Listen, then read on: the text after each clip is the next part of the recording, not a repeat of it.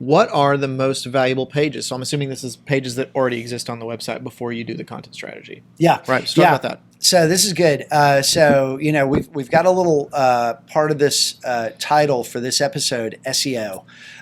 It's important when you're doing search engine optimization to understand which pages are attracting the most traffic to the website. Often the big page is going to be the home page. But when you get into working with websites that have tens of thousands of pages, whether they're system generated or content that's been produced over years and years, it's going to be worth it to always understand what your hottest pages are. And a trick that we'll often do to measure this is not just use the Google Analytics data of saying what pages have had the most traffic of all time, incoming traffic. What we'll often do is download that data, and we'll have a column of the page views or the entrance page views. So someone coming to the website for the first time, the publication date, and then we'll develop a little ratio. What is the ratio of page views per days live? And that's going to really give you a hotness measurement for your pages, for your website. Far and away is going to be the home page.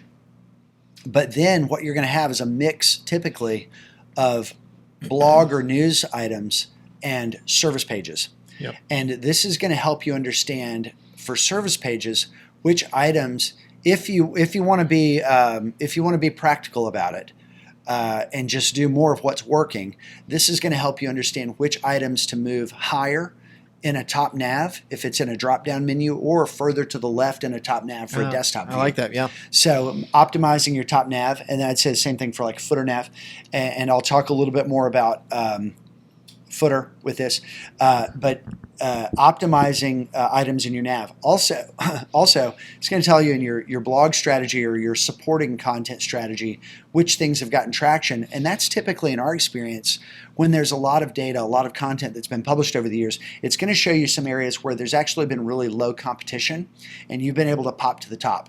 And so I think that's a good indicator of where to say, hey, why don't we have any hot posts related to our top services? And to actually kind of take your top services and say, we're going to come up with some, I call it a lightning rod strategy. We're going to come up with some lightning rod topics.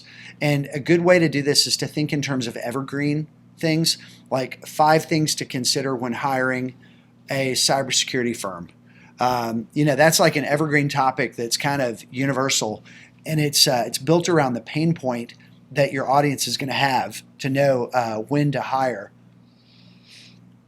And so, yeah, thinking about and measuring those most valuable pages is the roadmap to doing those things. Yeah. And then real quick on footer, sometimes I like to do a repeat of the nav in the footer, and to kind of mix it up a little bit.